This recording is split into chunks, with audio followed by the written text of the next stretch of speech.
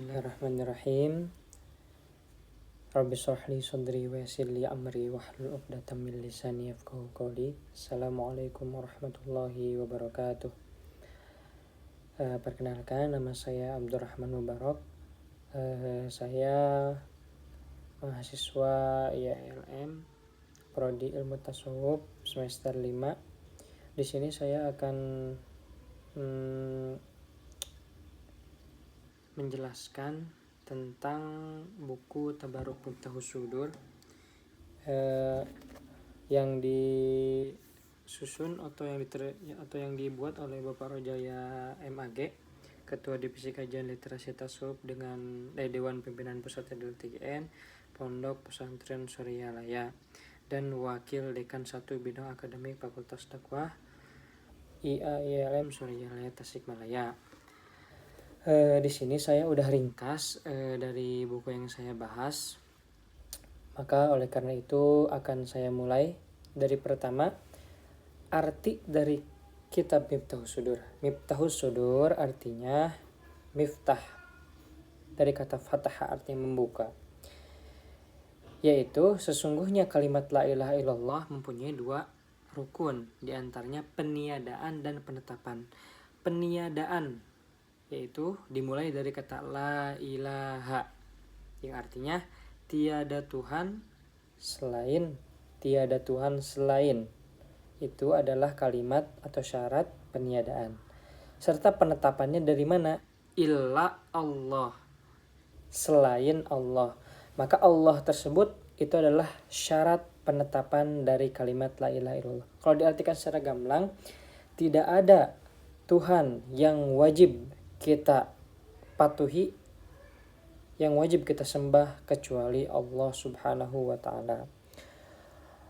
Oleh karena itu,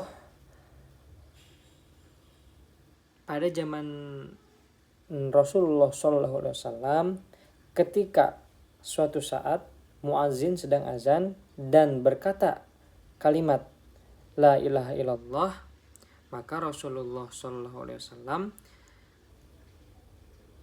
berkata kepada sahabat, maka kharajta minan nar, maka dia yang membaca, muazin tadi membaca asyhadu alla ilaha illallah, dan di situ terdapat kalimat la ilaha illallah, maka keluarlah dari neraka. Ada dalil yang lain, yaitu dari hadis yang tadi adalah hadis Muslim nomor 876. Nah, selanjutnya, dengan mengamalkan la ilallah itu tidak sembarangan. Karena untuk menyebutkan la ilaha illallah anak TK saja bisa, akan tetapi harus memakai ilmu atau memakai tata cara. Apa saja syarat mengamalkan dzikir la ilaha illallah? Yang pertama adalah ilmu. Kenapa mengamalkan dzikir la ilaha illallah itu harus menggunakan ilmu? Karena apa bedanya kita dengan orang-orang yang tidak berthariqah?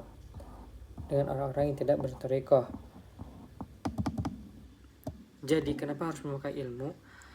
Karena jika memakai ilmu, kita akan lebih merasakan apa itu kalimat la ilaha illallah. Nah, contoh mengamalkan kalimat la ilallah dengan ilmu diantaranya memenuhi 4 syarat yang ada di dalam Miftahus Sudur mengenai kaifat zikir. Yang pertama, bi irsyadil mursyid. Mengamalkan kalimat la ilaha illallah itu harus dengan ijazah, harus dengan talqin zikir dari guru mursyid yang bersilsilah langsung dengan Rasulullah SAW.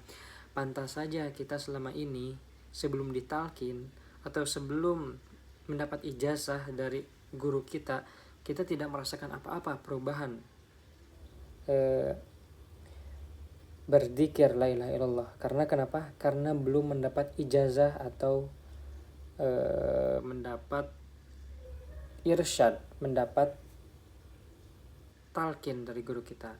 Yang kedua, mengamalkan la ilallah harus biwudu'in tamin, atau dengan wudu yang sempurna. Oleh karena itu mengamalkan zikir la ilaha illallah yang wajib kita laksanakan setiap 5 waktu sholat. 165 itu setelah sholat. Yang ketiga, bisautin qawiyin atau dengan suara yang keras dan lantang, bukan teriak-teriak. Karena tujuannya bukan telinga orang lain yang kita bikin budek, tetapi hati kita yang keras, hati kita yang kasar, yang jauh dari Allah. Maka jika kita berzikir dengan suara yang keras, insya Allah hati kita yang keras akan lunak kembali seperti semula. Karena sesungguhnya hati yang keras itu berawal dari sifat-sifat yang ada dalam diri kita yang tercela. Di antaranya kita sering bersuuzon kepada orang lain, atau kita sering berbuat dosa dan sebagainya, maka membuat hati kita keras. Nah, zikir la ilaha illallah ini akan mengembalikan hati kita yang keras menjadi sebagaimana fitrah kita. Yang keempat yaitu bidor bin syadidin, atau dengan hentakan atau dengan gerakan yang sesuai dengan apa yang diajarkan guru mursyid kita. Berawal dari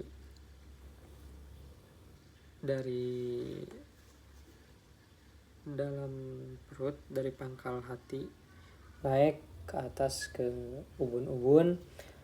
La ilah masuk ke dada sebelah kanan bagian bawah. Ilaha masuk ke dada kanan bagian atas, di atas susu. Illallah masuk ke dada kiri bagian bawah, di bawah susu kiri. Illallah masuk ke dada kiri sebelah atas. Dan itu dilakukan secara berulang-ulang.